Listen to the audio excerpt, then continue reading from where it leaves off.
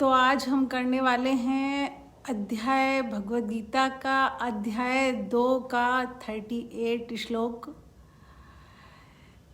जिसमें कि अर्जुन ने प्रश्न किया भगवान कृष्ण से कि हे केशव, ये बताइए, मैं इतने जब युद्ध होगा तो मैं इतने सारे लोगों को मारूंगा, उनकी हत्या करूंगा, तो क्या आप बताएं मुझे पाप लगेगा? उन सब का मैं पाप का भागीदार तो रहूँगा ही जब इतने सारे लोग मेरे हाथ से मरेंगे। तो भगवान कृष्ण ने इस श्लोक में अर्जुन के इसी सवाल का जवाब दिया है और पूरी मानव जाति को बताया है कि हमें कब पाप लगता है कार्यों के करने से और कब पाप नहीं लगता। सुख दुखे समय कृत्वा लाभा लाभो जया जय। हे अर्जुन, तू जय पराजय से अलग होकर कि तेरी विजय होगी या पराजय होगी, और सुख दुख से अलग होकर और लाभ हानि से अलग होकर, तीन चीज़ों से अलग होकर तू युद्ध में लग जा। तू इस बारे में अपनी लाभ हानि को भी मत सोच, जय पराजय को भी मत सोच, और जो तुझे सुख दुख होगा उसके बारे में भी मत सोच। देखिए, जब कोई घटना घटती है, नेचुरली युद्ध होगा, तो उसके बाद जय और पराजय भी निश्चित है। किसी न किसी की जीत होगी और किसी न किसी की हार होगी। जिसकी हार होगी उसे दुख भी निश्चित है, जिसकी जीत होगी उसे उसका सुख भी निश्चित है। तो जय पराजय, मेरी विजय या पराजय होगी, मुझे लाभ होगा या हानि होगी, या जो भी सुख दुख होगा, उससे अलग हटकर तू युद्ध में लग जा और अपने कर्तव्य का पालन कर। अब और तुझे पाप नहीं लगेगा। उसने पूछा ना कि इतने लोग जब मेरे हाथों से मरेंगे तो हे केशव, मुझे पाप तो लगेगा ही। तो उन्होंने कहा नहीं, तू अगर इन सब तीन चीज़ों की परवाह नहीं करेगा, अपनी जय पराजय की, लाभ हानि की और अपने सुख दुख की, तो तुझे पाप नहीं लगेगा। देखिए, जो हम कार्य करते हैं, कार्य करने में पाप और पुण्य नहीं है। जैसे कि एक डॉक्टर भी चाकू मारता है जब ऑपरेशन करता है, और एक लुटेरा भी चाकू मारकर पैसे छीनता है, लेकिन दोनों की इंटेंशन में कितना फ़र्क है। तो पाप तो एक चोर को लगेगा जिसने कामना के तहत ये सब किया और पैसे छीनने के पर्पज़ से किसी को मारा, लेकिन डॉक्टर की ये नियत नहीं थी। डॉक्टर तो सिर्फ अपने कर्तव्य का पालन कर रहा था कि उसके पास कोई पेशेंट आया, नेचुरली जितना उसे ज्ञान है वो उसको ठीक करने की कोशिश करे। कार्य एक सा ही है, दोनों ने ही चाकू मारा, लेकिन पुण्य या पाप कैसे कैसे लगते हैं अब आप समझ गए होंगे। जैसे एक जज होता है, जज के कलम से, उसके निर्णय से कितने लोगों को फांसी लगती है, सजाएं होती हैं, लेकिन उसको कोई पाप नहीं लग सकता। क्यों? क्योंकि वो अपने कर्तव्य का पालन कर रहा है। पाप पुण्य कहाँ लगता है? जहाँ हमारी किसी कार्य में कामना होती है। अगर हम कोई भी कार्य किसी कामना के तहत, लोभ के तहत, मोह के तहत, लालच के तहत करते हैं, तो उसमें हमें पाप लगेगा ही। अर्जुन यही बात कह रहा है कि भगवान कृष्ण यही बात समझा रहे हैं कि इतने लोगों के मारने के बाद भी अर्जुन, तुझे पाप इसलिए नहीं लगेगा। क्यों? क्योंकि तू अपने कर्तव्य का पालन करेगा, और कर्तव्य का पालन, तू जय पराजय की मत सोच, कौन जीतेगा कौन हारेगा, किसको लाभ हानि होगी और सुख दुख होगा या नहीं। इस वक्त तेरे सामने जो कर्तव्य है तो उसे कर, ये इसके बाद तुझे कोई पाप नहीं लगेगा। भगवान कृष्ण ने खुद कहा है कि श्लोक में, ये श्लोक मैं आपको पहले भी समझा चुकी हूँ, बल्कि उन्होंने ये कहा है कि ऐसा युद्ध तो भाग्यशालियों को मिलता है, और अपने आप आया हुआ युद्ध स्वर्ग का सीधा दरवाजा है। तो पाप ये अपने आप आया हुआ युद्ध है, तू नहीं चाहता था युद्ध, लेकिन ये लोग अगर तू युद्ध नहीं करेगा तो ये लोग तुझे मारेंगे, तो तुझे कायर जरूर कहलाएगा और उसके बाद तुझे पाप जरूर लगेगा। क्यों? क्योंकि तूने अपने कर्तव्य का पालन नहीं किया।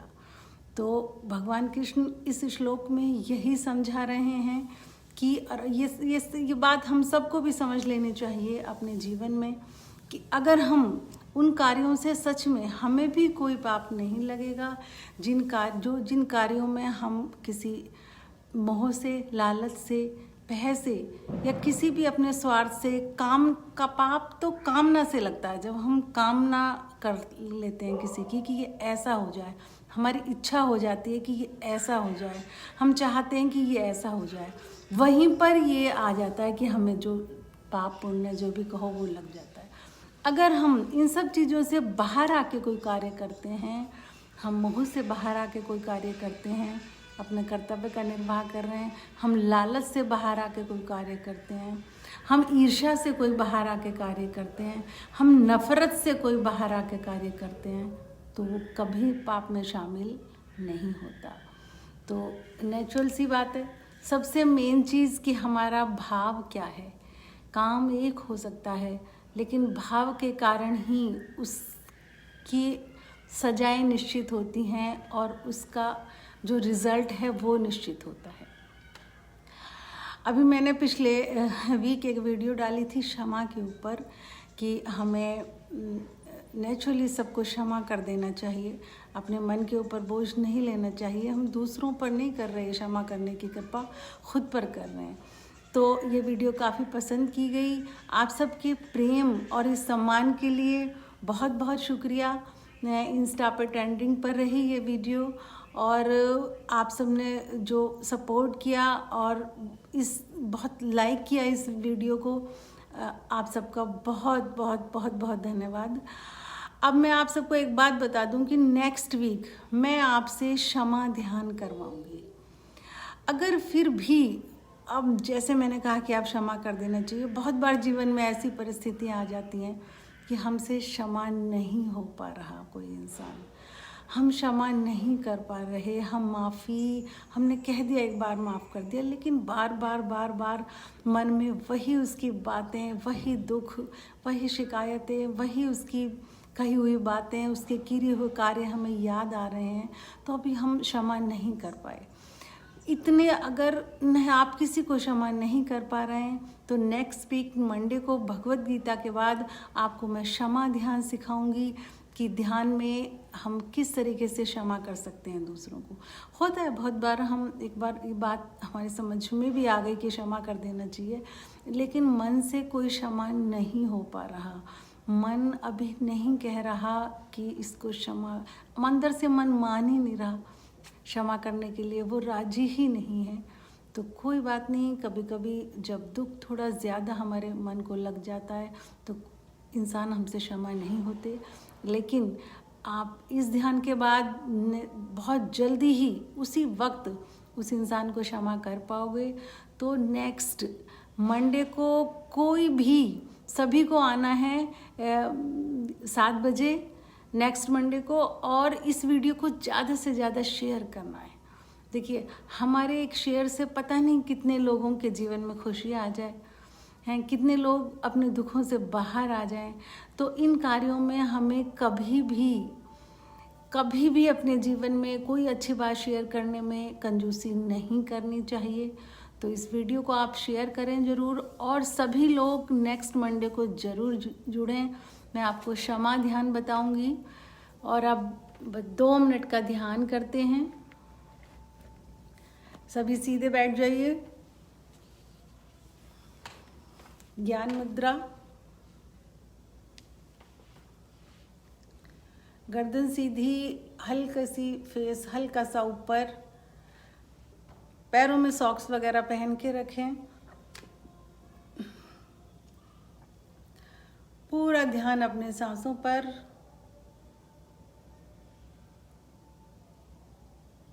गहरा सांस लें नाभि तक और छोड़ें।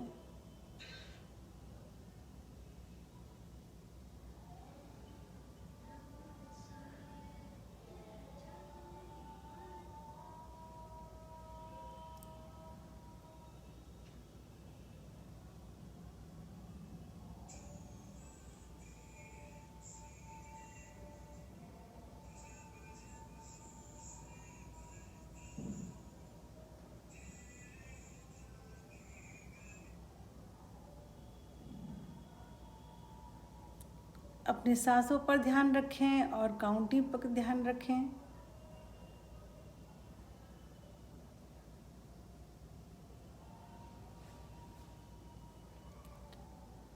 जब सांस लें तो सोचें एक ब्रह्मांड की ऊर्जा मेरे अंदर आ रही है, और जब सांस छोड़ें तो सोचें अब मेरी सारी नेगेटिविटी, निराशा और उदासी बाहर आ रही है।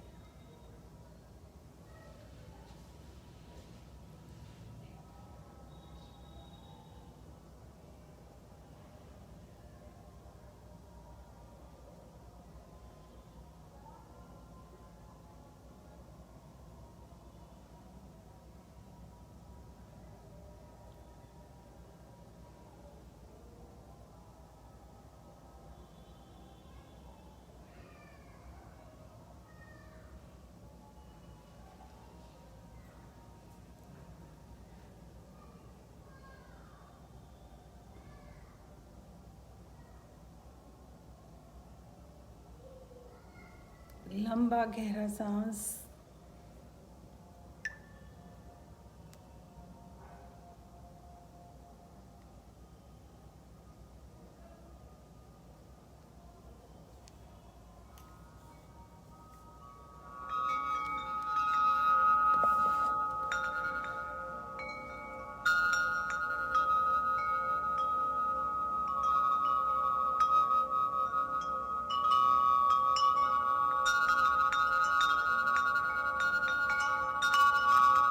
हर सांस को फील करें।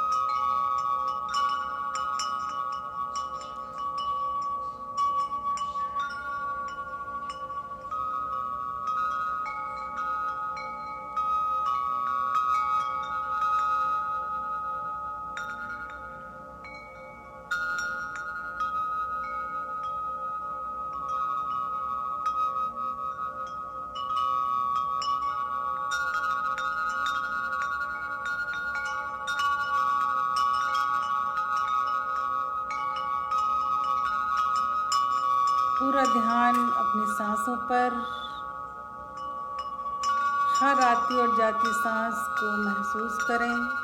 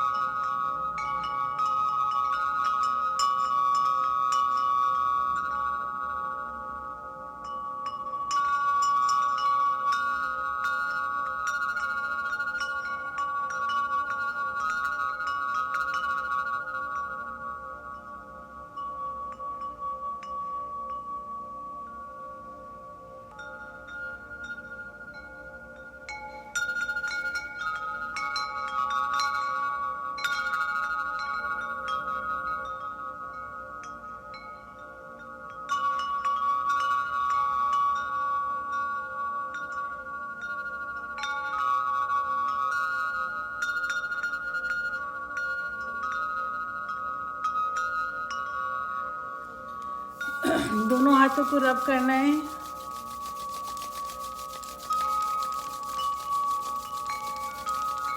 अपने फेस पर रखो और बोलो I love my self.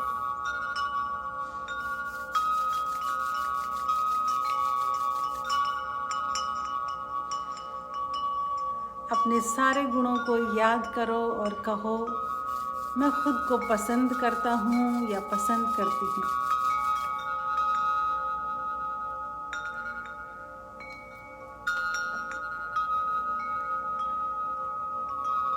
Thank you for watching. Mohini ji बहुत बहुत शुक्रिया आपका। भूपेंद्र जी, नीलम जी बहुत बहुत शुक्रिया।